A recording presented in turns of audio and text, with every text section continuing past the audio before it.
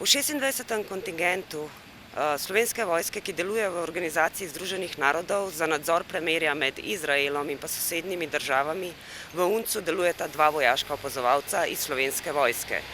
Svojo enoletno dolžnost sta nastopila avgusta letos. En pripadnik svoje naloge opravlja v Izraelu, drugi pa v Libanonu, ki se trenutno nahaja v bazi Združenih narodov v Nakuri. Razmere na območju so resne. Pripadnika tam nadaljujeta z opravljanjem nalog skladno z usmeritvami vodstva misije in njenim mandatom. Pri tem upoštevata vse predpisane varnostne ukrepe in se seveda vedeta samozaščitno. V Slovenski vojski situacijo spremljamo z vso resnostjo in vzdržujemo s pripadniki in pripadnicami v mednarodnih operacijah in misijah redne kontakte, tudi s pripadnikoma na Bližnjem vzhodu.